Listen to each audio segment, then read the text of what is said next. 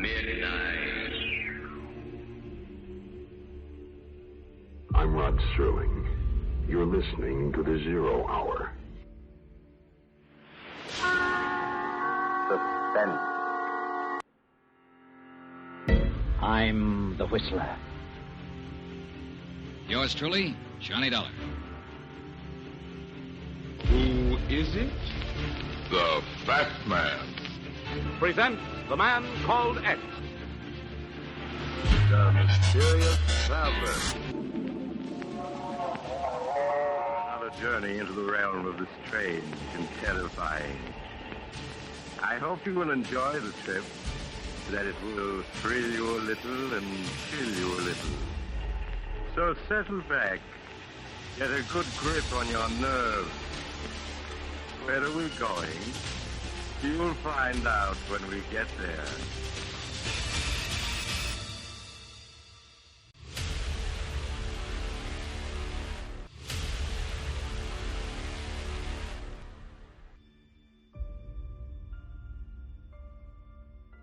Hello everyone, and welcome to Drama and Theater, brought to you by Dwayne Old Time Radio. Drama and Theater features some of the best programs from the golden age of radio, including Escape, The Fat Man, Suspense, The Whistler, Zero Hour, Yours Truly Johnny Dollar, and many, many more. Before we start today's drama, if you enjoy what I'm doing, let me ask you to subscribe to my channel. Subscribing is 100% free, and you will receive notifications on new posts. Lastly, if you have a moment, write a short 1 or 2 sentence review or give a rating on your preferred podcast service. A positive review or rating would help me out a lot. And now, on to the drama. And thank you for your support, as always. Welcome to a new week of mystery and suspense on Dwayne Old Time Radio. Last week I aired or posted Agatha Christie Poirot Christmas, something like that it was titled. Well, I don't always listen to the programs before I post them, and I listened to this one after I posted it, my mistake.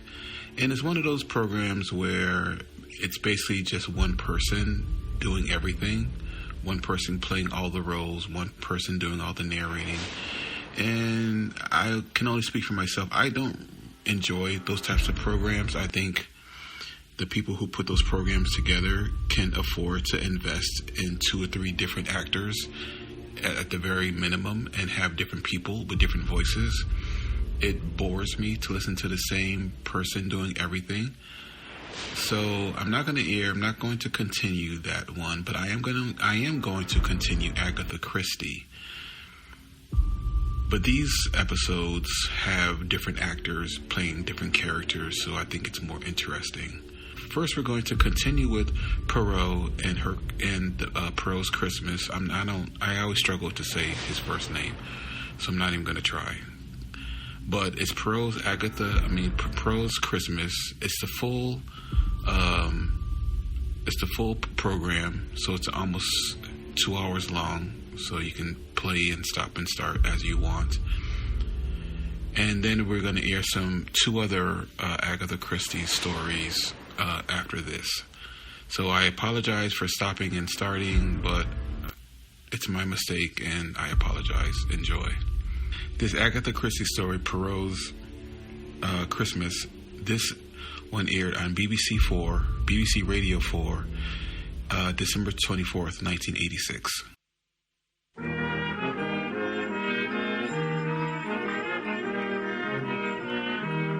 We present Peter Sallis as Hercule Poirot in Hercule Poirot's Christmas by Agatha Christie.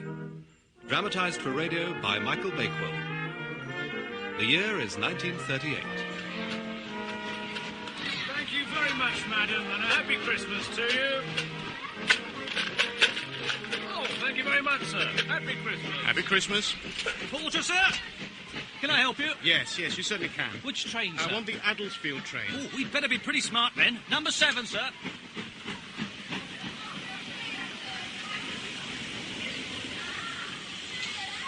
Train's pretty crowded. Not a seat anywhere, sir. I'll have to put you in the corridor, I'm afraid. Well, that's all right. At least there's a pretty girl for you to look at in that compartment. Oh, thank you, sir. Merry Christmas.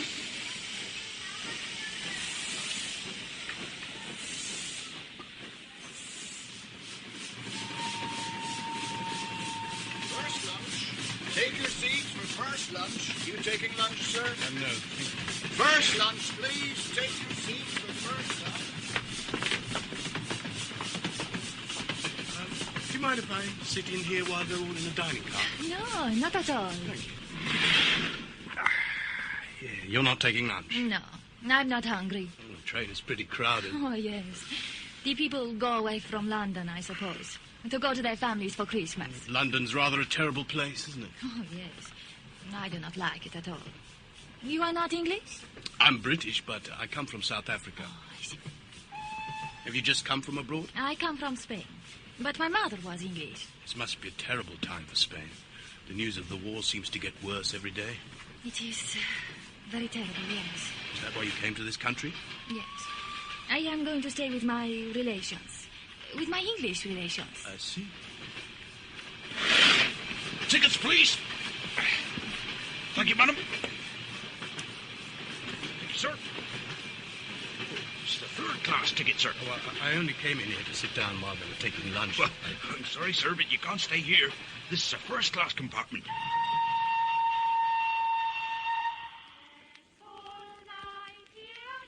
Are the children from the village? Yes, the second time today, sir. The footman would see to them. Good. You mustn't let the seasonal spirit get out of hand. But I do want this to be a real family Christmas, Tressilian. Indeed. I can't look forward to many more at my age. I want to see all my children around me. And I fancy that may mean a few unpleasant surprises for some of them. Has Mr. David said when they are arriving? I believe not, sir. No. Must be years since he last set foot in this place. Always got on my nerves with his art and his music and his dreamy, moonstruck ways. But he was his mother's darling. I couldn't stand him any more than I could stand her. I just can't bear the thought of going back there. That great, gloomy, unforgiving house. I hated every moment I spent there. When I think of all that Mother suffered... Yes, dear. She was so patient, Hilda, lying in pain but enduring everything. And when I think of my father bringing all that misery into her life, humiliating her, boasting of his love affairs, unfaithful to her time and time again and never even troubling to conceal it, he broke her heart, he killed her. I decided then I couldn't go on living under his roof. I'm sure you did right, David. I can't think how Alfred stands it, how he has stood it all these years. But Father could always twist him round his little finger. But you escaped. I escaped. And now he wants us to go back there for a family Christmas. What's he up to? But does he have to be up to anything? Your father's growing old, David. He's a lonely old man who's beginning to feel sentimental about his family. At any rate, David didn't go and marry a girl 20 years younger than himself like that fool George. When's Mr. George coming, Tressilian? We have not yet heard, sir. Old before his time. Nothing but a pompous windbag. I'd have thought there were enough like him in Parliament. The honourable member for Westeringham, God save us. Well, I think it is my duty to go, Magdalene. Oh, darling, don't be a hypocrite. It'll be perfectly ghastly. Moreover, it will enable us to put the servants on board wages. Christmas is always expensive and we need the money. Oh, George, don't fuss. So you're always worrying about money. But someone has to worry. Oh, turn that darn thing off, won't you? Oh, it's absurd to pinch and scrape in all these little ways. Why don't you get more money out of your father? But he does give me a very handsome allowance. George, you're not a child. You're middle-aged. He ought to settle some money on you outright. No, but that's not his way of doing things. But he's a millionaire twice over. What's going to happen when he dies? Well, I should imagine that the bulk of it will go to Alfred and myself. And your brother David? No, well, Father always said he would cut him out of his will. And, of course, there's Harry. Harry? Who on earth's Harry? My brother. I never knew you had another brother. Oh, we never mentioned him. He was a thoroughly bad lot. Now, what is it, Magdalene? What are you laughing at? I was only thinking how funny it was that you, of all people, should have a disreputable brother. You're so respectable. I should hope so. Your father isn't respectable, is he, George? Really, Magdalene? Well, sometimes the things he says make me feel quite uncomfortable. Mind you, if I were a few years younger, I'd certainly take a lively interest in that young woman. Where are Alfred and Lydia? They are on the terrace, sir. Pretty cold day to be out on the terrace, I'd have thought. Mrs. Lee is attending to her gardens, sir. Her gardens? Yes, she has constructed miniature gardens in the old stone sink, sir. There's an Italian garden, I think, and a rather pretty little Japanese one, you know, with bridges made out of plasticine. Good God. I thought she was supposed to be a woman of breeding. Well, I've got a little surprise for that precious pair. Send Horbury to me. This is a new one, isn't it? What's it supposed to be? It's the Dead Sea, Alfred. Do you like it? It's rather arid, isn't it? Well, it's dead, after all. It's my contribution to our sentimental family Christmas. God knows why your father is insisting on dragging all these people down here. It'll only cause trouble. Why do you have to give in to him all the time? He expects to have his own way. Naturally, since he always has had it. The father expects to come first. He's very good to us, remember? You mean financially? Well, he never grudges us money. You can spend what you like on clothes and on this house, and the bills are paid without a murmur. Yes, and in return he expects us to be his slaves. We have no lives of our own, no independence. I wish you wouldn't talk like that, Lydia. The old man is very fond of you. Well, I'm not at all fond of him, and he knows perfectly well I don't like him. Lydia. What is it, Horbury? It's Mr. Lee, madam. He asked me to tell you that there will be 2 more guests arriving for Christmas, and would you have rooms prepared for them? 2 more guests? Yes, madam. Another gentleman and a young lady. A young lady? That's what Mr. Lee said, sir. Oh, tell him we'll be up to see him directly. Very well, madam. How I dislike that man. He creeps about the house like a cat. One never hears him coming or going. To tell the truth, I don't like him much either. But it's not so easy to get a good male nurse. And Father likes him, that's the main thing. Do you know what I think, Alfred? What? I think your father's been bored lately, and I think he's planning a little diversion for himself. Now guess who's coming for Christmas? I'll bet you a fiver you won't get the answer. Horbury said you expected a young lady. And that intrigued you? Yes, I dare say it did. Pilar will be arriving any minute now. I gave orders for the car to meet her. Pilar? Pilar Estravados, the child Jennifer had by that frightful Spanish artist. Now that Jennifer's dead, I want to see my only grandchild. She's my flesh and blood, and she's coming to live in my house. Oh, it's going to be a grand Christmas. All my children round me. Well, there's your clue to the other visitor, Alfred. All my children. Guess, boy. Harry, of course. Your brother, Harry. But I thought he was dead. What, he? Alive and kicking? You're having him back here? Ah, the prodigal son. Yes, you're right. We must kill the fatted calf, Alfred. We must give him a great welcome. But he treated us all disgracefully. If he hadn't got us all into such a mess, I'd have been able to go into the army. Christmas is the season of forgiveness, Alfred. I never dreamt that he'd come within these walls again. Well, I rather fancy he'll be in them for some time. He's coming home to stay. What? But we must let bygones be bygones, mustn't we, Lydia? I see you've thought a good deal about Christmas this year.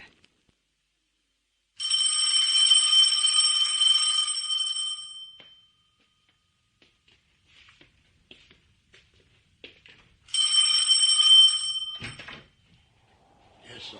Can I help you? Bless, if it isn't Tressilian. How are you after all these years? Why, Mr. Harry. That's as though I've given you quite a shock.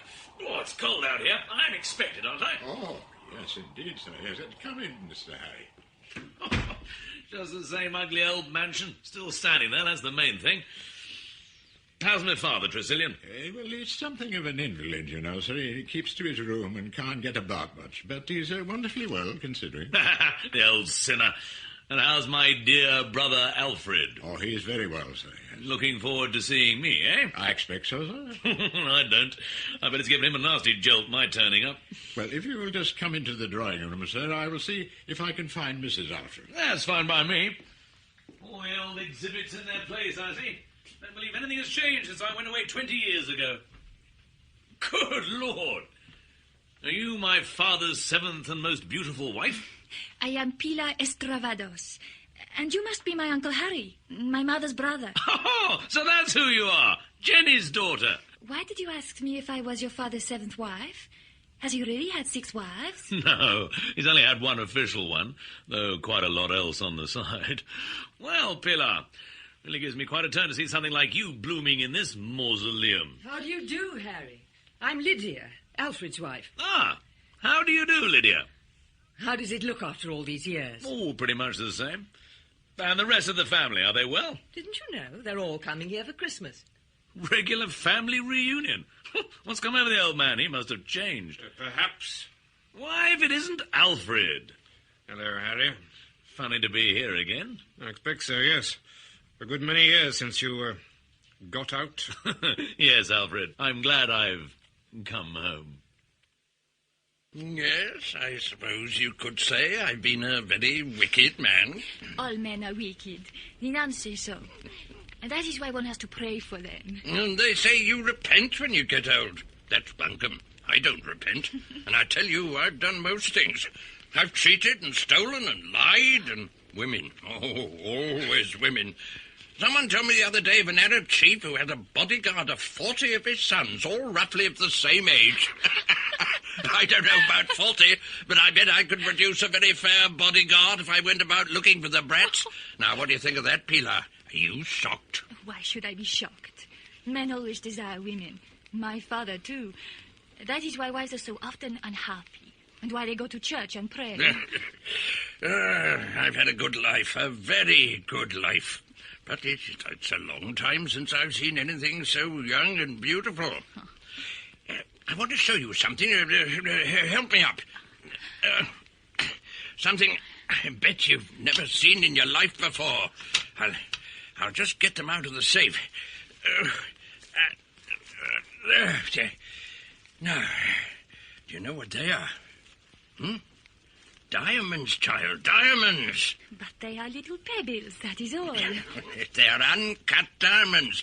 That's how they are when they're found. Why do you not have them cut and made beautiful? Because I prefer them like this. They take me back to the old days in South Africa. Old Eb Farr. Well, who can that be? It's too early for George, surely.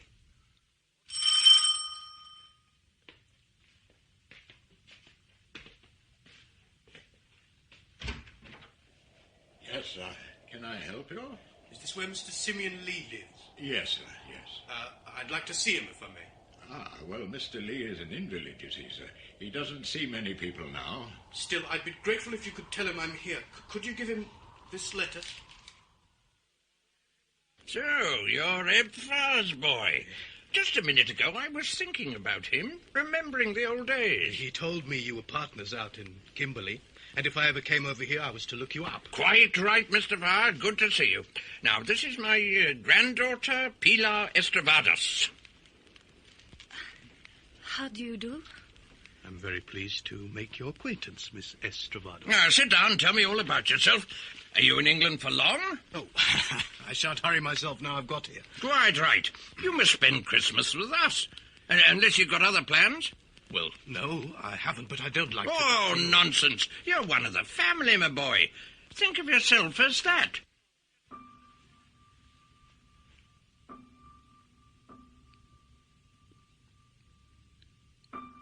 I've been looking for you everywhere, David. What are you doing all by yourself in here? This was her piano. It's frightfully cold in this room. That's her chair. The chair she always sat in. Just the same. Do come out of here, David. It's so cold. It's still perfectly tuned.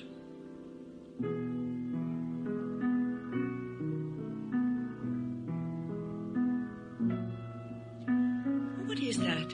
I seem to know it. I haven't played it for years.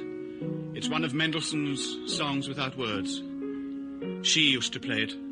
Oh, play some Mozart, do. No. This was a particular favourite of hers.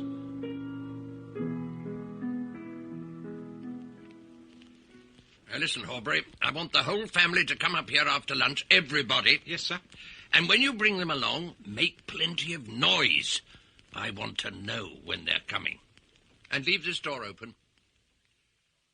I don't understand all the fusses about here. What is this, Horbury?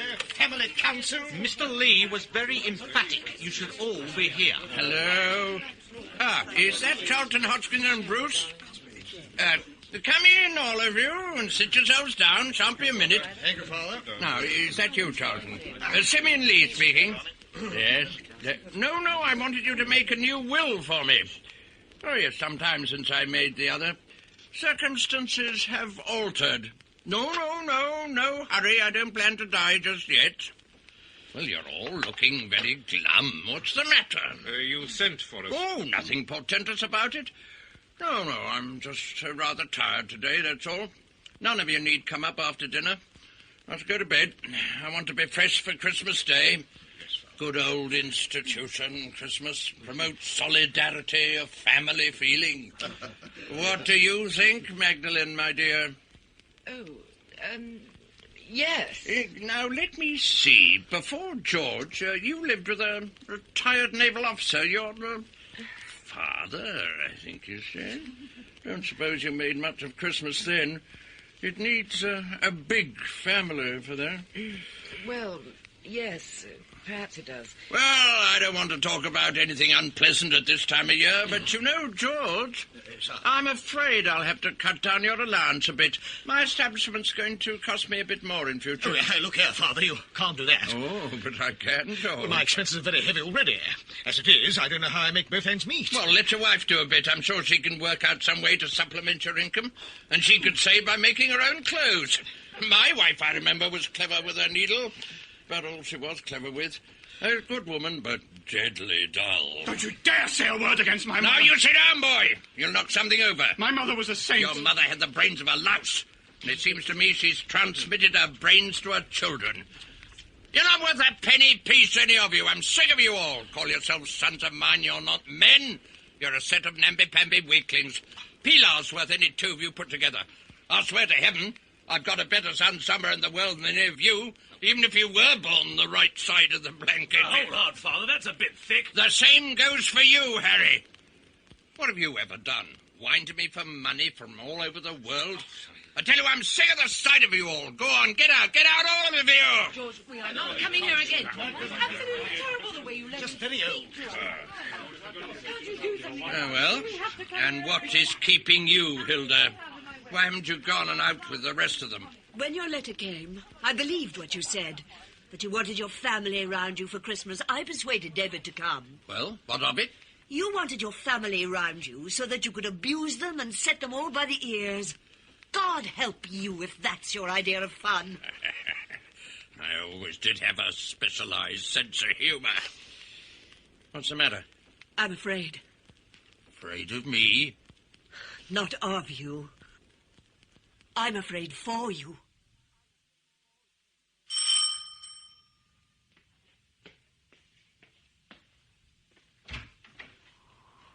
Superintendent Sugden. Oh, now what can we do for you, sir? Oh, I've come to see Mr. Lee about a contribution to the police orphanage. He is expecting me. Ah, well, then I'll take you up there, sir. Who was that at the door? It was the police. But, mind what you're doing.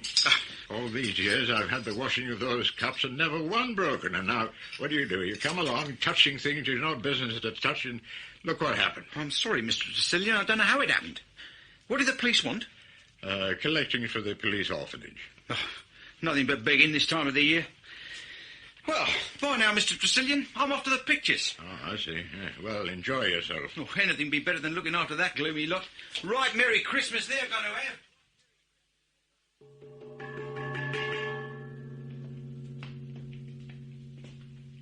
All well, Superintendent? Mr. Lee was generous and cautious as ever. Good night, Mr. Tressilian. Good night, sir. Is everything in order, Willie? They've all gone in, Mr. Tressilian. Ah, right. Well, we'll serve dinner. Well, I don't know, Mr. Tressilian. It's more like a funeral than Christmas Eve. None of them speaking a word all through dinner. Everyone on edge. What's up with them all? I'll thank you not to criticize your betters, Willie. And I don't want to see you dropping fruit out of the bowl again. No, Mr. Tressilian. Yes, well, now I'd better collect the coffee cups. Oh, that'll be Mr. David. It's not a very jolly tune for Christmas, is it? That's the Dead March, Willie. That's what that is. Good God.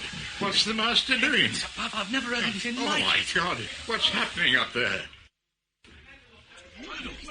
Come on, let me try it. No, is it locked? It's locked. Let me try it. Come here. Father! Father, open the door. Let us in. We've got to break the door down. It's the only way. That's all I'm doing. I'm doing my best. I'm doing my best. Again. Oh, my God. The mills of God grind slowly. We'd have thought the old man to have had so much blood in him.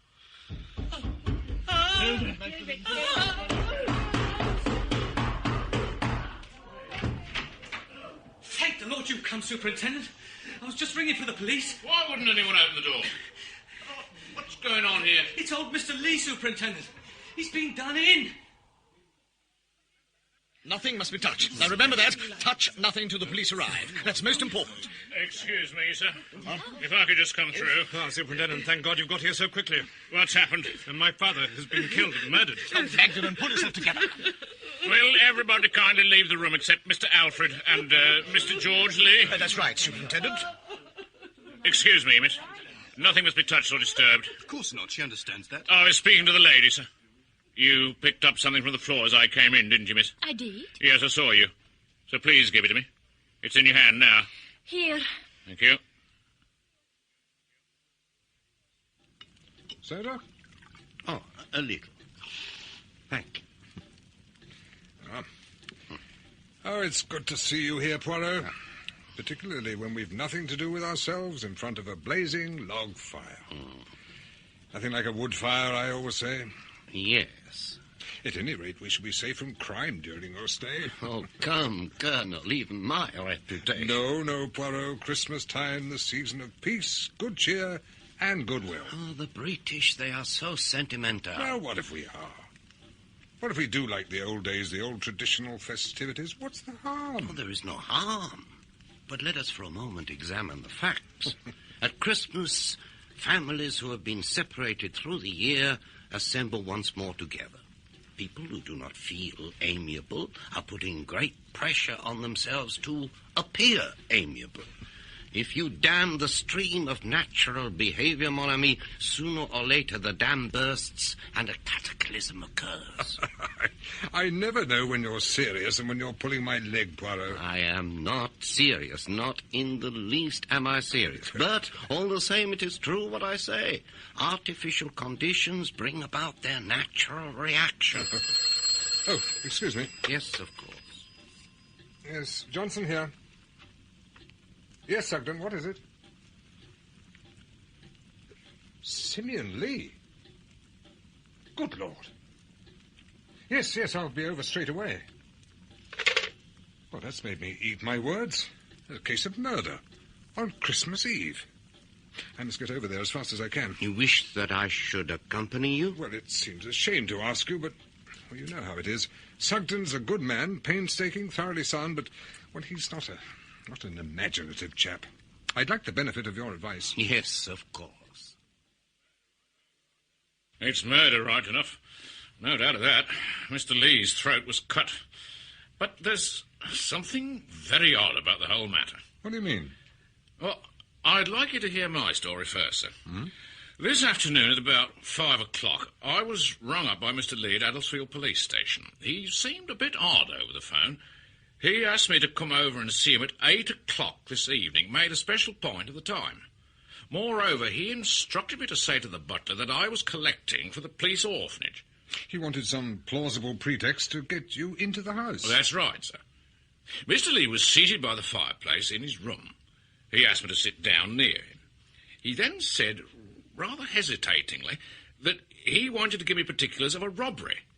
He said he had reason to believe that uncut diamonds to the value of several £1,000s had been stolen from his safe. Diamonds, eh? Then he said, it's difficult to explain in detail, but so far as I can see, only two persons can actually have the stones. One of them might have done it as a joke. If the other person took them, then they have positively been stolen. I asked him what he wanted me to do. He said, I want you to return here in about an hour. At that time, I shall be able to tell you definitely whether I've been robbed or not. Well, I was a little mystified, but I agreed and went away. That's very curious. What do you think, Poirot? Well, may I ask, Superintendent, what conclusions you yourself drew? Well, various ideas occurred to me, but on the whole, I figured it out this way. He reckoned that one of those people was a servant, On the other was a member of the family. Très bien, yes, that explains his attitude very well. That was why he wanted me to return later. In the interval, he meant to have an interview with the person in question. Any idea who this member of the family might be? Oh, no, sir. So I returned to the house at 9:15 precisely. Just as I was about to ring the front doorbell, I heard a scream from within the house, and then a confused sound of general commotion. It was several minutes before the door was answered. I found Mr. Lee's room in a state of wild confusion. Mr. Lee was lying in front of the fire in a great pool of blood. Anyone in the room? Most of the family were there, sir. Just standing around. Were the windows open or closed? One was closed and locked. The other was open a few inches at the bottom, but it was fixed in that position by a burglar screw. It's stuck fast and hasn't been opened for years, I say. Also, the wall outside is quite smooth, no ivy or creepers. I don't see how anyone could have left that way. How many doors in the room? Just one. The door was locked on the inside. Nobody there, except the old man who'd been killed no more than a few minutes previously. And there's no possibility of suicide? No, sir. Where's the weapon if it was? But you say the door was locked from the inside. Here's the key, sir. No fingerprints. Just take a close look at it. Oh, by Jove, yes, I see what you mean. Those faint scratches on the end of the barrel. Do you see it, Poirot? Yes, I see. But that means, does it not, that the key was turned from outside the door, turned by means of a special implement that went through the keyhole and gripped the barrel? Yes, but that isn't so easy to manage. It suggests a professional to me. Well, following that up, it looks as though there were a professional thief among the servants. That would explain the diamonds being taken, and the murder would follow on logically from that. Well, is there anything wrong with the theory? Well, it's difficult. The servants are all local people who've been here for at least 4 years. The butler's been here for close on 40. The only person new to the house is Horbury, Mr. Lee's valet attendant, and he was out of the house. Still is. Which leaves us with the family. Well, I asked them all to stay in the drawing room until I was ready to take the statements. I see. Well, we'd better go upstairs and take a look at the body. Extraordinary. What is it, Poirot? Such a frail, shrunken old man, and yet all this. A chair and table overturned, broken glass, broken china. How did it all happen? And such a lot of blood. Funny. That's what Mrs. Alfred said. What did she say? Something about who would have thought the old gentleman would have had so much blood in him. The words of Lady Macbeth. That is interesting. It has been a particular shock to my husband, to all of us, but particularly to him. Terrible. Quite terrible. Won't you sit down, both of you? Thank you. Let me introduce Monsieur Hercule Poirot. Madame. How do you do, Monsieur Poirot? Good evening. And Superintendent Sugden here will be taking notes. Right, sir. I'm afraid this will be painful for you, Mr. Lee, but I would like an account of what happened. Of course. When, for instance, did you last see your father? At about 5:45. I sat with him for a short time. He had expressed his intention of going to bed early. Now, go on, please. We had our dinner at 8 o'clock. Dinner was over, and my wife and the other ladies had gone into the drawing room. We were sitting there at the table. Suddenly, there was the most astounding noise overhead, chairs overturning, breaking glass and china. And then, my God, I can hear it still, a horrible, long, drawn-out scream, the scream of a man in mortal agony. Who was with you when you heard that cry? My brother was there. My brother Harry. Where were the other gentlemen? It seems so long ago. What did happen? Oh, of course, George had gone to telephone. Then we began to talk of family matters, and Stephen Farr said something about seeing we wanted to discuss things and took himself off. And your brother, David? David, I don't quite know when he slipped away. Now, there's another point. I understand your father had valuable diamonds in his possession. Yes, that is so. They were rough diamonds, uncut stones. Where did he keep them? In the safe in his room. Did you know, Mr. Lee, that these stones had been stolen? What? Is that why he was killed? For the sake of the stones? Well, that's what we're going to find out. Who attended to the room? Horbury, his valet. The second housemaid goes in to do the grate and lay the fire every morning. Otherwise, he did everything. So Horbury would be the person with the best opportunity? Yes. And where were you when the crime took place? In the drawing room. You heard the noise of the struggle? I think I heard something heavy fall. Of course, my father-in-law's room is over the dining room, not the drawing room, so I wouldn't hear much. But you heard the cry? Yes, I heard that.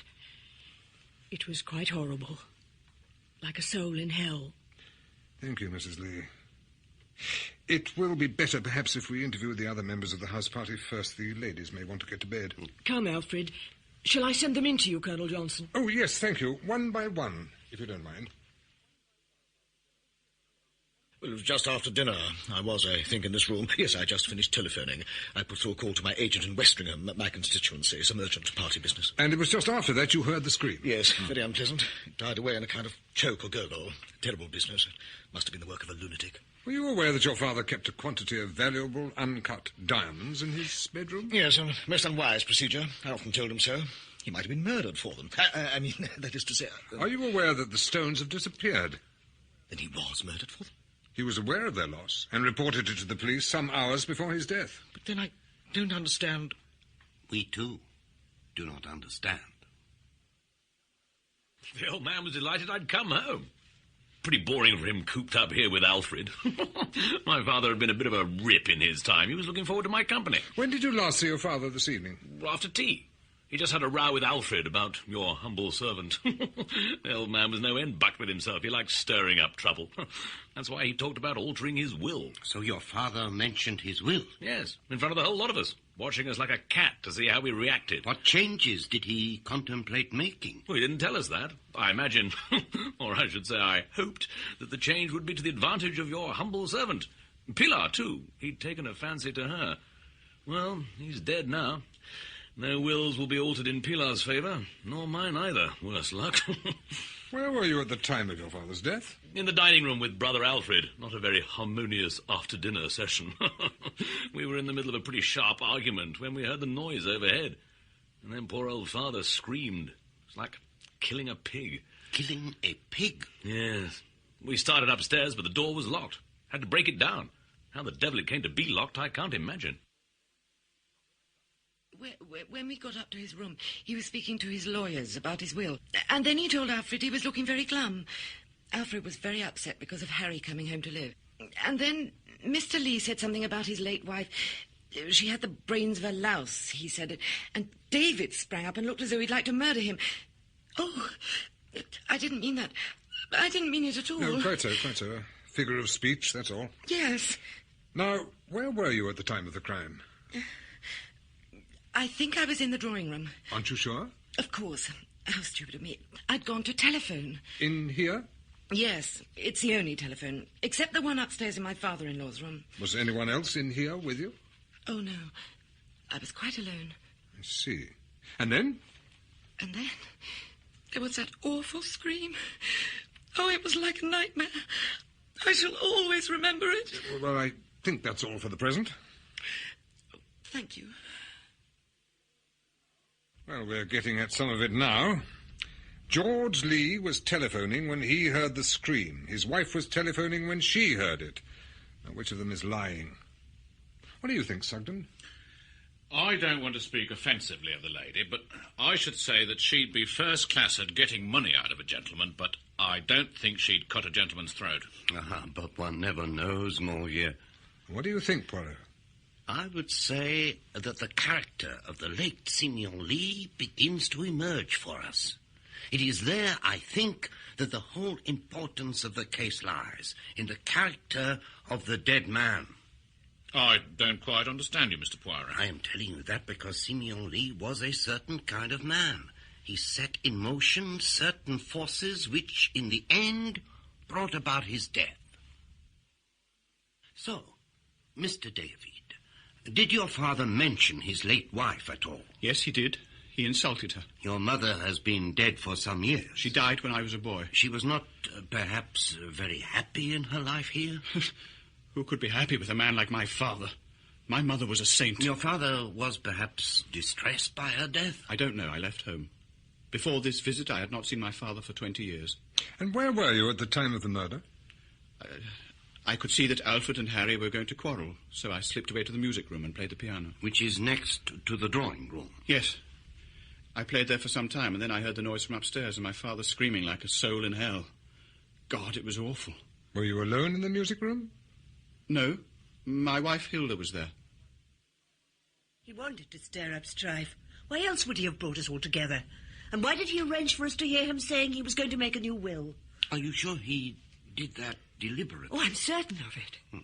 So that, really, he may not have meant to alter his will at all? No, I think that part of it was quite genuine. He probably did wish to make a new will, but he enjoyed underlining the fact. Now, Mrs. Lee, I'd be grateful if you would tell us what you were doing when the crime occurred. I was with my husband in the music room. And then? We heard tables and chairs overturned upstairs, and then that awful scream. Like a soul in hell? It was worse than that. What do you mean, madame? It was like someone who had no soul. It was inhuman, like a beast. So you have judged him, madame? Had your mother spoken to you of your grandfather much, Miss Estravados? She said he was an old devil.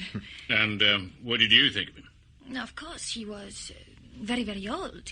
He had to sit in a chair, and his face was all dried up. But I liked him all the same. I think that when he was a young man, he must have been handsome. Very handsome, like you. Oh. Like Superintendent Sugden. Well. Did your grandfather ever tell you that he had diamonds in the safe in his room? Yes, he showed them to me. But they were not like diamonds. They were just like pebbles. Miss Estravados, did you know that those diamonds had been stolen? Stolen? Now, I understand that all the family came up to your grandfather's room in the afternoon and that some angry words passed. Yes, it was great fun. Grandfather made them so angry. Do you remember what was said? I am not sure. Grandfather said they were all no good. He said I was better than any of them. Where were you when the crime occurred? I went up to my room to do my face. I was going to dance again with Stephen, and far away I heard a scream, and everyone was running, and I went too. Did you go into the room? Oh, yes. Grandfather was lying in a great pool of blood. Did anyone say anything? David said such a funny thing. He said, "The mills of God." What does that mean? Oh, it's an English proverb, my dear. Well, I don't think there's anything more, Miss Estravados. Nothing more? Then I shall go to bed. Good night. Good night, ma'am. Good night, miss. Good night. The mills of God grind slowly, but they grind exceeding small. And David Lee said that. Who's left, Superintendent? Stephen Farr. The only one who's not family. After the ladies had left the dining room, I stayed and had a glass of port. I realized that the Lees had family business they wanted to discuss, so excused myself and left them. And what did you do then? Well, there's a room with a gramophone, sort of a little ballroom. I played some dance records. It was possible, perhaps, that someone might join you there? One always hopes. And did Senorita Estravados join you there? I am afraid not. I was still there when I heard the rumpus and ran hell for leather to see what was the matter. I helped Harry break the door down. And is that all you have to tell us? Absolutely all, I'm afraid. You've no knowledge of anyone Simeon Lee had done a bad turn to, out in Africa? He had enemies, of course. Must have had, but I don't know of any specific case. Except, perhaps, yourself, Mr. Farr. You think I came to revenge some injury against my father? Well, there's nothing doing there. Simeon and Ebenezer had nothing against each other whatsoever. No, we're not accusing you of anything, Mr. Farr. I didn't much care for the tone of Mr. Poirot's voice. Well, that is unfortunate. Thank you, Mr. Farr. That'll be all for the present. You will, of course, not leave the house. Well, there's nowhere much to go. And tomorrow's Christmas Day. There goes X, the unknown quantity. His story seems straightforward enough, but that gramophone alibi isn't too good. My dear friend, compare the physique of Stephen Farr with that of Simeon Lee. Simeon Lee couldn't possibly have put up a fight against him. Can you imagine that frail old man and that magnificent specimen of humanity struggled for some minutes, overturning furniture and breaking china? You mean that it was a weak man who killed Simeon Lee? Or a woman? Well, there's nothing much more that I can do here. You've got things well in hand, Sugden. Oh, we ought to see that old butler fellow just to confirm that everyone was where they said they were at the time of the murder. Such a violent thing to happen, sir. In this house, where everything has always gone on so quietly, you know. It was a well-ordered house, but not a happy one. Well, I wouldn't like to say that, sir. In the days when the family was at home, it was happy then. It wasn't perhaps what one would call very harmonious, sir. And Mr. Harry, what was he like? Oh, always rather a wild young gentleman, sir, but good-hearted, you know. Gave me quite a turn, it did, when the bell rang, and then again, so impatiently. And I opened the door, and there was a strange man. And then Mr. Harry's voice said, "Hello, Tressilian. Still here, eh? Just the same as ever?" It must have been a strange feeling. It seems sometimes, sir, as though the past isn't the past, you know. There's the feeling that comes over you, as though you'd done it all before. Yes. Yes, it just seems to me as though the bell rings and I go to answer it, and there's Mr. Harry. Even if it should be Mr. Farr or some other person. I'm just saying to myself, you see, that I've done this before. Oh, that is interesting, very interesting. We just want to get the various times checked correctly. Now, when the noise started, I understand that only Mr. Alfred Lee and Mr. Harry Lee were in the dining room. Is that so? I really couldn't tell you, sir. All the gentlemen were there when I served coffee to them, but that would be about a quarter of an hour earlier. Mr. George Lee was telephoning. Now, can you confirm that? I think somebody did telephone, sir. The bell rings in my pantry, and when anybody takes the receiver off to call a number, there's a faint noise on the bell. I do remember hearing that. You don't know where anyone else was? Mr. David, I think, was playing the pianoforte in the music room, sir. You heard him? Oh, yes, sir, yes. It was like a sign, sir, so I felt afterward. It was the Dead March he was playing. Even at the time, I remember it gave me the creeps. It is curious, yes. Now, about this fellow Horbury, the valet. Are you definitely prepared to swear that he was out of the house by 8 o'clock? Oh, yes, sir, yes. It was just after Mr. Sugden here arrived. I remember particularly because he broke a coffee cup. Horbury broke a coffee cup? Yes, sir, one of the old Worcester ones. He'd no business to have been handling it at all. He was holding it up, admiring it, and I happened to mention that Mr. Sugden had called, and he dropped it. Did you say Mr. Sugden, or did you mention the police? Well, I come to think of it, sir, I mentioned that the police superintendent had called. Did Horbury ask any questions about the superintendent's visit? Yes, sir, yes. He told me he'd come collecting for the police orphanage. And did Horbury seem relieved when you said that?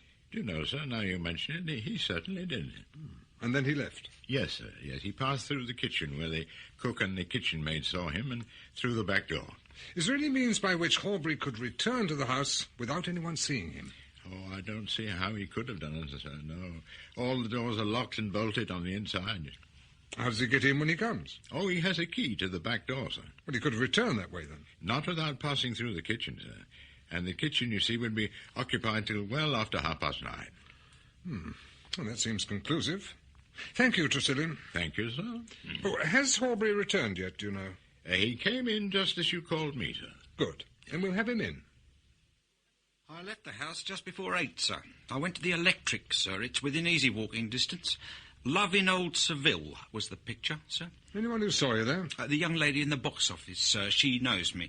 And, as a matter of fact, I was with a young lady, sir. I met her there by appointment. Doris Buckle, sir. She works in the combined dairies. Well, you can give all those particulars to Mr. Sugden later. What I want to know is this. At what time did you last see Mr. Lee this evening? It was about 7:30, sir. I went in to take away his supper tray and to put out the sherry and 2 glasses on the bureau. Why did you do that? Mr. Lee's orders. Was that usual? Sometimes. It was the rule that none of the family came in to see Mr. Lee in the evening unless he invited them. And had he invited anyone this evening? Don't know, sir. He hadn't sent any message by me, but he might have asked one of them personally. Now, there's something more we want to know, Horbury. Sir. What can you tell us about the diamonds Mr. Lee kept in his safe? Oh, diamonds, sir? I never saw any diamonds. Mr. Lee kept a quantity of uncut stones there. You must have seen him handling them. Oh, those funny little pebbles, sir. Yes, I did see him with them once or twice, but I didn't know they were diamonds. He was showing them to the foreign young lady yesterday. Well, those stones have been stolen. Well, I hope you don't think, sir, that I had anything to do with it. That remains to be seen. That'll do. I shan't want you again tonight. Yes, sir. Good night, sir.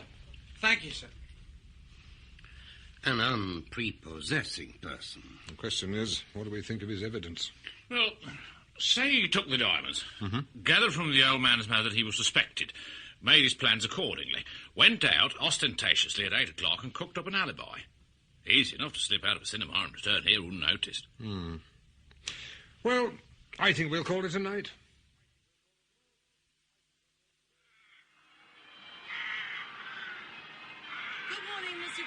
Ah, good morning, Mrs. Lee. It scarcely seems appropriate to say Merry Christmas, does it? Not here, at any rate. Well, they at least don't seem very concerned. Who, madame? Pilar and Mr. Farr walking down by the lake. She seems extraordinarily self-possessed. It's all very odd, isn't it? What is odd, madame?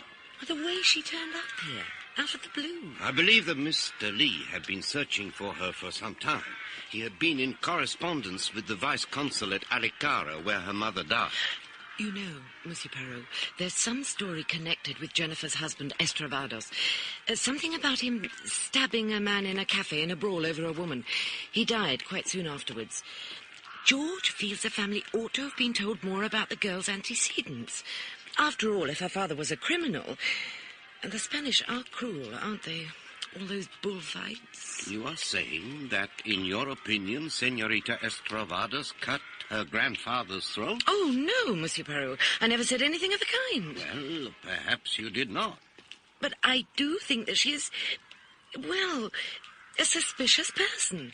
The furtive way she picked up something from the floor of the room last night, for instance. She picked up something from the floor? Yes. As soon as we got into the room, she gave a quick glance round to see if anyone was looking and then pounced on it. But the superintendent saw her, I'm glad to say, and made her give it up. What was it she picked up? Do you know, madame? No, I wasn't near enough to see. It was quite small. Ah, but here's Mr. Sugden. He'll be able to tell you. I'd better see if I can help Lydia in any way. I suppose we must make some attempt at Christmas lunch. Good morning, Mr. Poirot. Ah. I won't say Merry Christmas. No, please. Are you making any progress? Aubrey's alibi is holding water. The commissioner at the cinema saw him go in with the girl and saw him come out with her at the end of the performance and seemed positive he couldn't have left and returned during the performance. The girl swears he was with her in the cinema all the time. I hardly see, then, what there is to say. Well, that's just it. It brings us right back to the people in the house. Clearly one of them did it, but which? You have no new data? Yes, I've checked up on the telephone calls. Mr. George Lee put through a call to Westringham at 2 minutes to 9.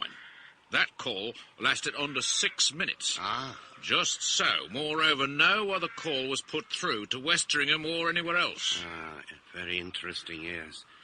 Mr. George Lee says that he has just finished telephoning when he hears the noise overhead. But actually, he had finished telephoning nearly 10 minutes before that. Mrs. George Lee says that she was telephoning, but actually she never put through a call at all now. What were they doing? Oh, I noticed you were talking to her just now. You are in error. I was not talking to her. She was talking to me.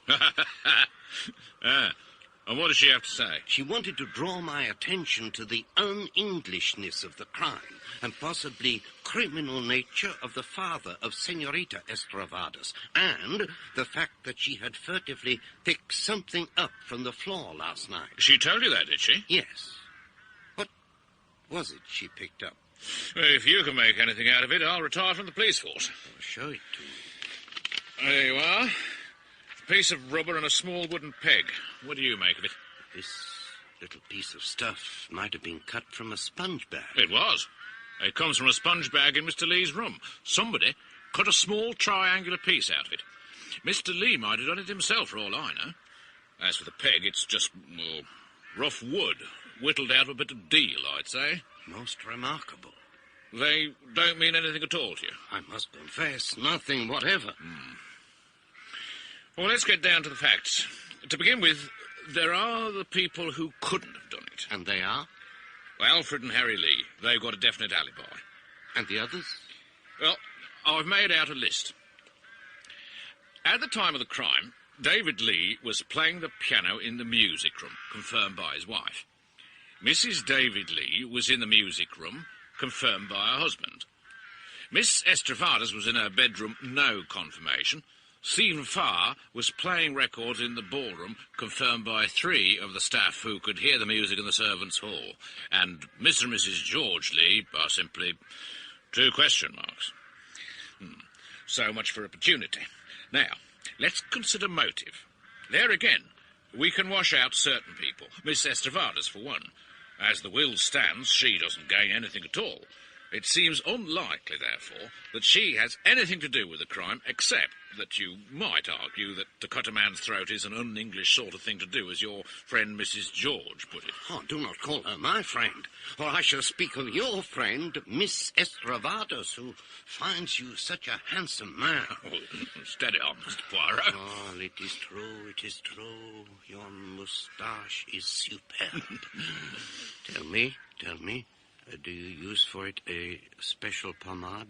Good Lord, no. Just crows. Oh, you are favoured by nature. Every night I have to use the pomade.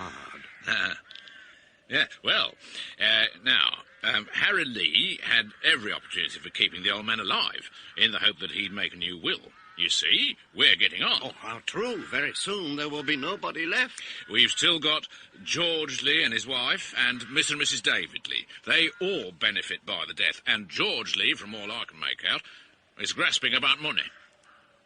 Moreover, his father was threatening to cut down supplies. So, we've got George Lee with motive and opportunity. And David Lee? Well, he doesn't strike me as the mercenary type. As I see it, there are 3 possible motives for this murder. The diamond complication, the will, and there's, well, just plain hate. Ah, you see that, do you? If David Lee killed his father, it might explain the bloodletting. So much blood. It takes me back to ancient rituals, to blood sacrifice, to the anointing with the blood of the sacrifice. Well, I'm going back to the house. You coming, Mr. Poirot? No, not for the moment, Superintendent. I shall walk for a while on the terrace. Well, there's no doubt about it. They're the diamonds, all right. See for yourself, sir. And where did you say you found them, Poirot? In one of the small gardens on the terrace constructed by Mrs. Alfred Lee. Mrs. Alfred? Well, it doesn't seem likely. One will not easily believe her a thief, no. Anybody could have hidden them there. Well, that is true. It was convenient that in that particular garden, the Dead Sea, there happened to be pebbles very similar in shape and appearance. It was an ideal place for whoever took the diamonds. Well, we'd better get on. Anything fresh to report, Sugden? There's some new information about Horbury. A reason why he might be scared of the police. Oh, what's that?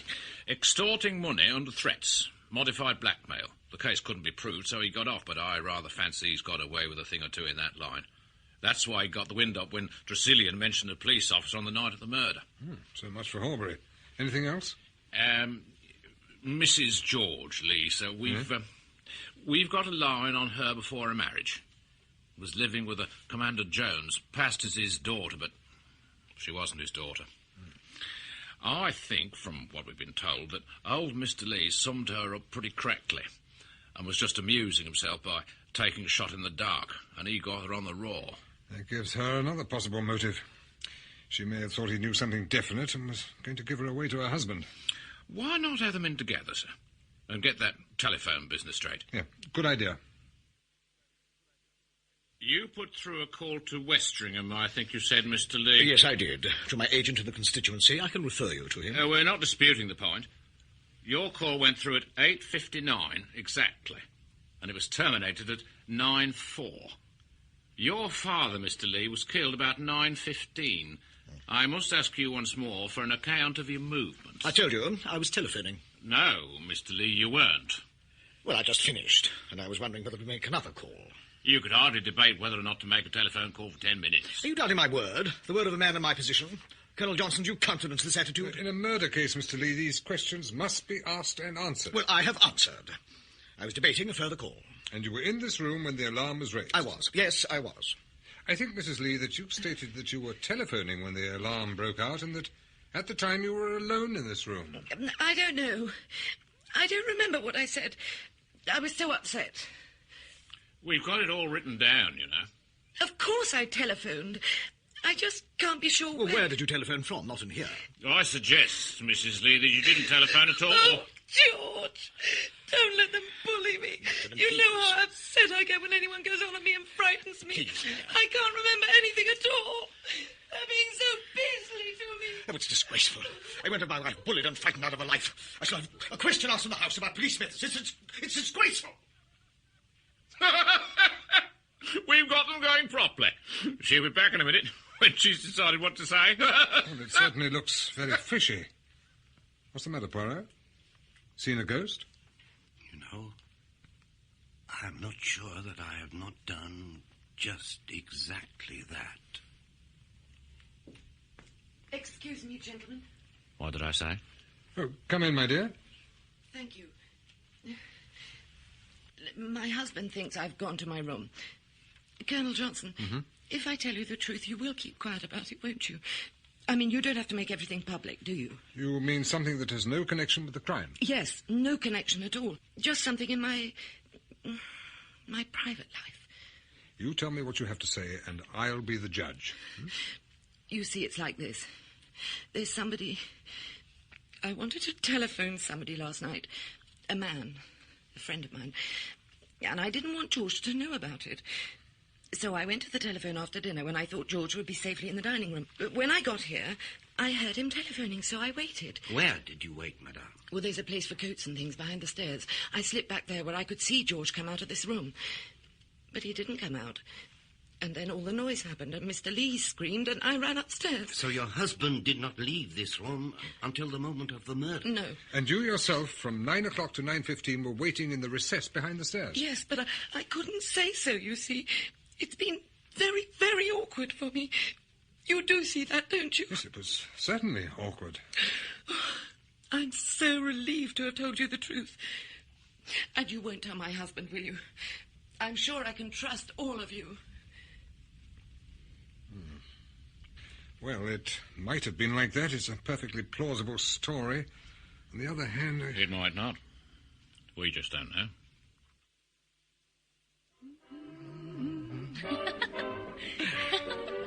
There's something I've been meaning to ask you. What is it? When I first came here, when I saw you in Simeon's room, why didn't you mention we'd met before? Because I did not know why you had come here. I thought perhaps you had come to see me. Mes enfants, you are disturbing my concentration. I wanted to dance to the gramophone, but Stephen said it was wrong for a house of mourning. It sounded so strange. But we tried to muffle it as best we could with a scarf and a pair of stockings. It is silly to pretend to be sad. Come out into the gallery. I want to show you something. Come. You see? A portrait of Simeon Lee when he was a young man. But how very different he looks. Like Harry might have been 10 years ago. And now here is Madame, your grandmother. Very blonde hair, mild blue eyes. Like David. Yes. The heredity, it is very interesting. And you see here, this lady with golden hair and blue eyes. Oh, my mother. I have her portrait here in my locket. And is that your father? Yes. What beautiful blue eyes. Few Spaniards have the blue eyes, I think, senorita. Sometimes in the north. Besides, my father's mother was Irish. Ah, yes. And that reminds me, senorita, your passport. It is needed by my friend, the superintendent. These tiresome police regulations. It is in my room. I will go up and get it. Ah, Mr. Farr, there is something I wish to discuss with you. Will you come along with me to the scene of the crime? Yes, of course. Now, these two statues standing just by Simeon Lee's door, they seem to have a particular regard for their virtue. You see how they clasp their draperies to their breasts? I noticed them 2 nights ago when we all dashed up to the old man's room, but I thought there were 3 then. That must have been a trick of the light. Well, all cats are grey in the dark. Ah, Superintendent. Mr. Poirot? Yes, I would be grateful if you would do me a small favour. Senorita Estravados has gone to her room to get her passport for you. Could you go there to receive it? And make sure the rest of the family are somewhere nearby. You remember our little arrangement. Oh, I haven't forgotten. Come on, Mr. Farr, let us go in. You have the memories, yes? I have the memories, Mr. Poirot. Only 2 days ago he was sitting in that chair, but I don't imagine you brought me here to talk about my memories. Well, in a way. You were in the little ballroom, I think, when Mr. Lee was killed. That's right. You did not hear the scream, I think you said. I don't think I did. Somebody did cry out, but that may have been somebody downstairs. You did not hear a noise like this? What do you think you're doing? Do you want to scare the whole house? They'll think somebody else has been killed. No, it's just a little experiment, Mr. Farr, but let us continue. You were, I think, the first person to arrive on the scene that night. Was I? I don't remember. No, I think one of the ladies was here before me. Which lady? One of the wives, George's wife, or David's. What's going on? It is nothing. Do not be alarmed. A little experiment that I made. What's everybody rushing about? What's going on? You were with the senorita? Yes. And you did not hear me scream? Not a sound. That is all I wanted to know. You may all go now. That's the trouble with these chaps from across the channel. Quite unstable. Yes, steady, George. You're quite right. Oh, Madam Lee, could I have a little word? Yes, what is it? Tell me, is there a shop in Adelsfield where one can buy, how you say it, fancy dress, wigs, beards? Yes, Monsieur Poirot, there is. What is it you're looking for? Something to surprise you all with, madame, that is all. Pilar, what's the matter? They have had the reading of the will. I've got nothing at all. It was a will made many years ago. My grandfather left money to my mother, but because she is dead, it does not go to me, but goes back to them. That seems rather hard lines. That fat George, he was very pleased. Oh, I'm sure that Alfred and Lydia will look after you. That would not be amusing. Oh, it is all so dreary. And I came here because I had been told that at Christmas all the English enjoy themselves. Not if they've got a little matter like a murder to cope with. But here, you see? These are all the things that Lydia was bringing out for Christmas. Gold and silver balls with a tree, boxes of crackers, balloons. Balloons? Oh, I love balloons. Can we blow one up? Lydia would not mind. Here we go. You look so funny with your cheeks puffed out. Here. Pat it back to me. Here.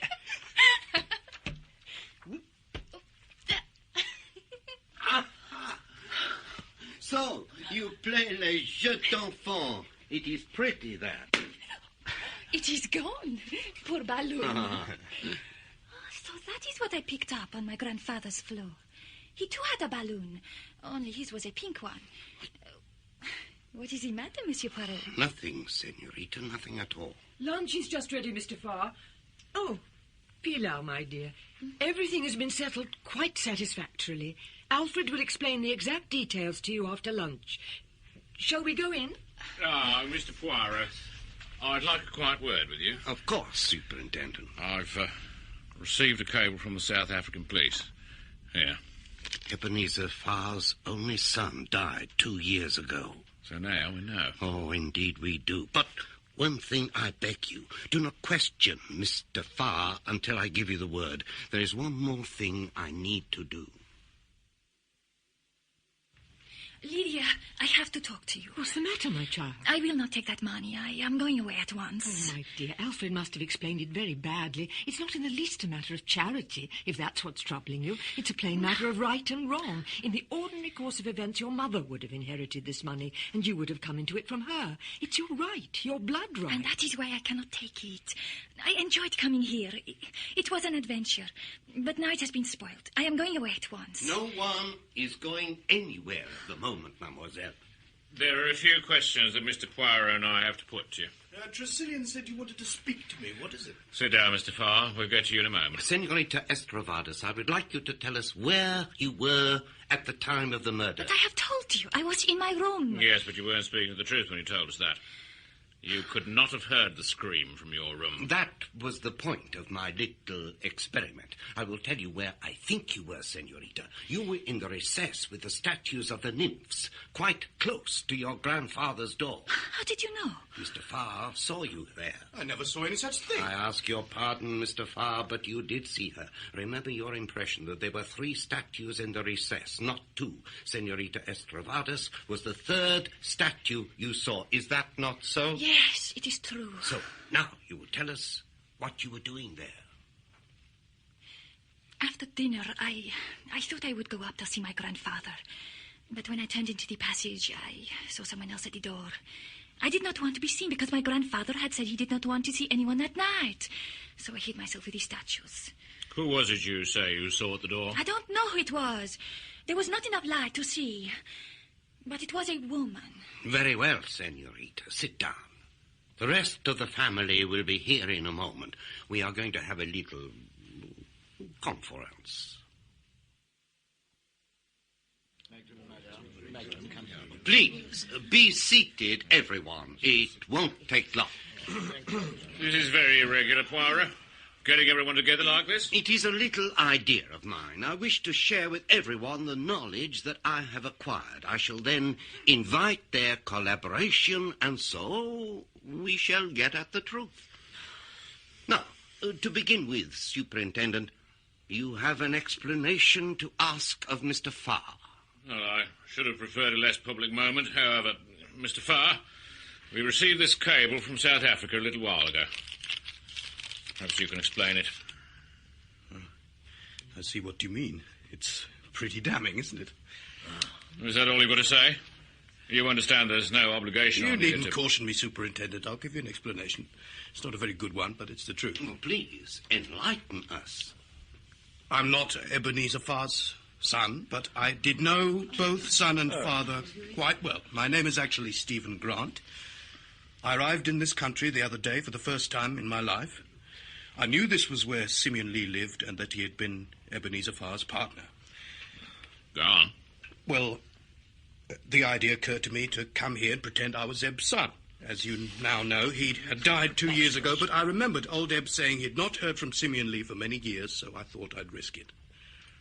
It worked like a charm, and I got to know Senorita Estravados. You can cable to South Africa and check up on me. You'll find I'm a perfectly respectable citizen. I'm not a crook or a jewel thief. I never believed you were. Now I think Miss Estravados has something to say. I would never have told you, but for Lydia and Imani. To come here and pretend and act out a part, that was fun. But when Lydia said I should have Imani, that was different. It was not fun any longer. It was cheating. My dear young lady, what on earth are you talking about? Pilar Estravados was killed when I was traveling with her in a car in Spain. I was not touched. I did not know her very well, but she had told me all about herself and how her grandfather had sent for her to go to England and that he was very rich. I had no money. And I thought suddenly, why should I not take Pilar's passport and go to England and become very rich? But how did you find out, Monsieur Poirot? Mademoiselle, if you have studied the laws of Mendel, you would know that 2 blue-eyed people are not likely to have a brown-eyed child. I think there's a good deal more you haven't told us. I suggest that it was you who had stolen the diamonds and that your grandfather had sent for you. He accused you of the theft. Perhaps he tumbled to the fact that you weren't his granddaughter. You slashed at him with a knife. It is not true. I did not steal the diamonds. I did not kill him. Of course she killed him. I always said an outsider killed my father. It is preposterous to pretend that one of the family would do a thing like that. And yet, that is what did happen. What? Simeon Lee was killed by his own flesh and blood for what seemed to the murderer to be a very good and sufficient reason. One of us? Who are you to suggest such a thing? There is a case against every person here. You, Mr. George Lee, you had no love for your father. But he had threatened to cut your allowance that very day. I absolutely refuse. Your wife, too, had a motive. She is, I think, in debt. And the tone of certain of your father's remarks may have caused her uneasiness. It's outrageous. She said she went to telephone, but we know that she did not do so. And then there is Mr. David here. He did not forget or forgive the way his father had treated his mother. He is supposed to have been playing the piano at the time of the murder, the Dead March. But suppose somebody else was playing the Dead March, somebody who knew what he was going to do and approved his action. That is an infamous suggestion. All right, Monsieur Poirot. What about Alfred and me? We were together in the dining room at the time of the murder. Suppose it is all part of a clever plot. One of you remains in the dining room, talking and quarrelling aloud as though there were two of you, while the other goes upstairs and kills the old man. This is preposterous. Do you really mean to tell me? I have to show you the possibilities. These are the things that might have happened. Then there are the circumstances of the crime itself. A heavy table and a heavy chair are overturned in a struggle involving a frail old man. He was fighting for his life, Poirot. There are so many things which did not fit. Why was the door locked from the outside? What was the meaning of the piece of rubber and the peg found on the floor? Why did Simeon Lee first report the theft and then ask the superintendent to return later? Why not simply ask him to wait downstairs? And I say to myself, this is all wrong. We are looking at it from the angle the murderer wants us to. Look, Poirot, how much longer do we have to sit here while you air your theories? Not much longer, my friend. For at this stage, I got my first glimmer of light. Mrs. Alfred Lee quoted a line of Macbeth. Who would have thought the old man to have so much blood in him? And there was too much blood, a crime of blood. It is Simeon Lee's own blood that rises up against him. The second valuable clue came from Tressilian. You remember what you said about answering the door? That it had all happened before, sir. Now, yes, why did you have that feeling? Look at Mr. Harry Lee and Stephen Farr, and you will see why. They are astoundingly alike. That was why opening the door to Stephen Farr was just like opening the door to Harry Lee. Now, you remember that outburst of Simeon Lee, that he would swear he had better sons born the wrong side of the blanket. Simeon Lee had not only his legitimate family in his house, but an unacknowledged and unrecognized son of his own blood. Look, Mr. Poirot. And that was your real reason for coming here, wasn't it, eh? You were coming to see what kind of a man your father was. Yes. I've always wondered... Mother spoke about him sometimes. It grew into a kind of obsession with me. I wasn't going to let him know who I was. I just wanted to see the man who was my father. Lord, I've been blind. I can see it now. So, Miss Estravados, or whatever her real name is, was lying. It wasn't a woman she saw standing outside the door. It was you. And she didn't want to give you away. No, you're wrong. It was me she saw. You, madam? Yes, I thought so. I was frightened. David playing the Dead March. I knew I shouldn't have insisted on her coming here. I meant to go and tell Mr. Lee that we were going to leave at once. I went up to his room and knocked on the door. And I heard a sound inside the room. Tables and chairs overturned, and that one last horrible cry. I couldn't move. And then the others came along, and they broke the door down and found Mr. Lee. But there was no one else there. And no one had come out of the room. And all this time you have said nothing? I thought you'd think it was I who killed him. No, you did not kill him. His son killed him. I swear before God, I never touched him. Not you.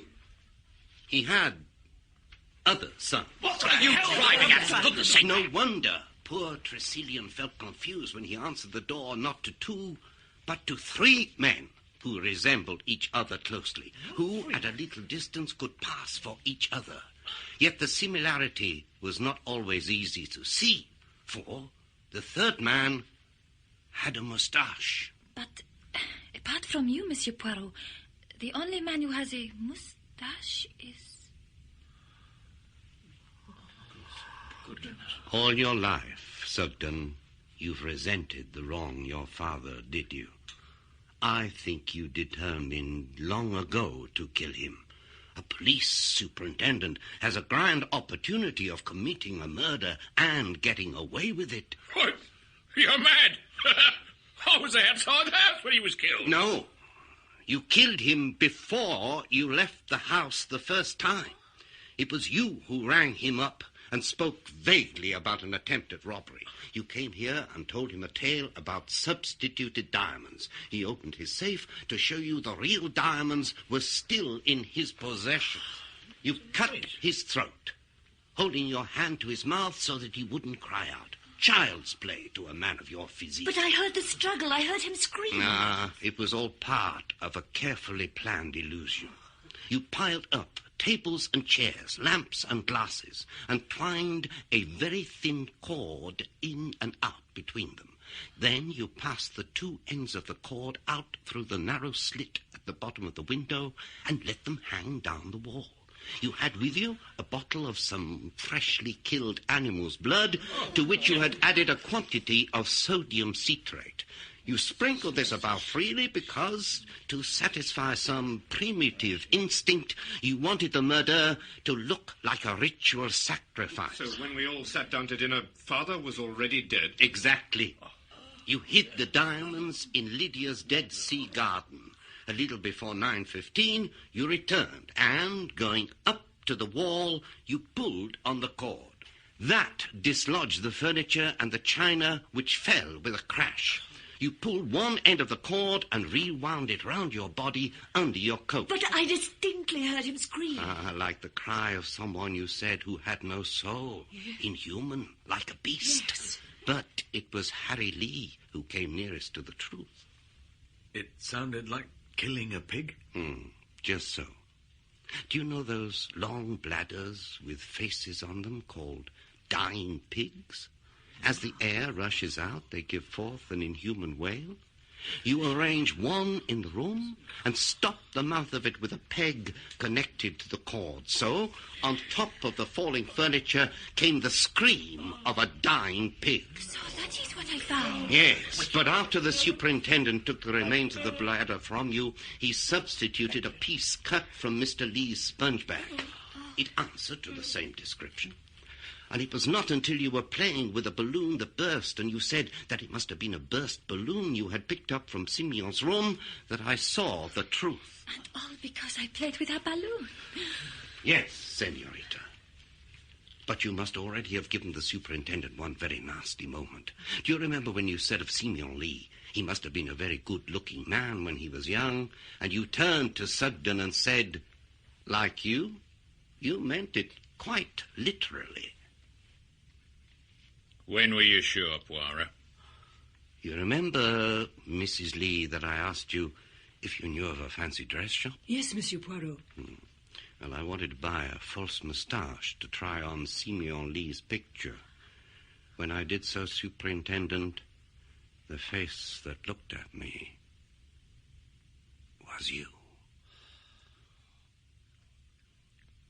God rot his soul in hell. Oh, I'm glad I did it.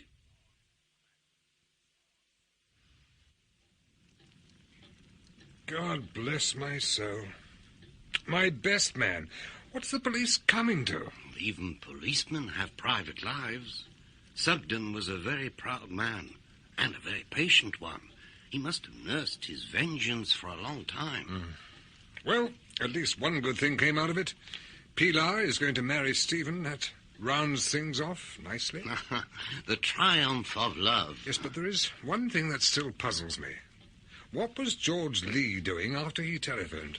Why wouldn't he tell us? He was having a look through his brother Alfred's papers. He was trying to find out how he stood financially. God bless my soul. Well, the fire's going well. I always say nothing like a wood fire. Pour moi, every time the central heating.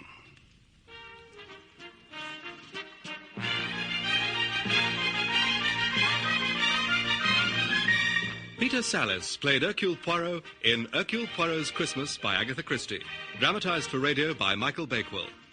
Superintendent Sugden was Edward de Souza, Colonel Johnson, Manning Wilson, and Simeon Lee, Cyril Luckham.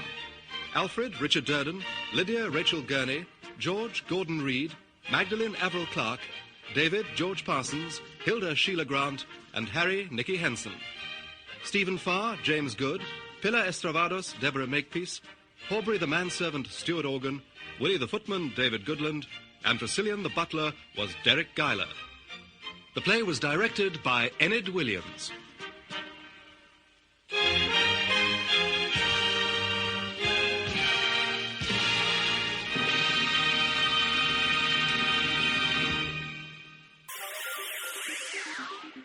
Thank you for listening to and showing your support for my podcast.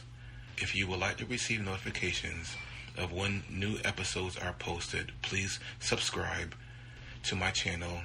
Subscriptions are 100% free, and they really help me get an idea of how I'm doing. Well, hope you enjoyed, and until next time, stay safe, wish you well, and as always, peace.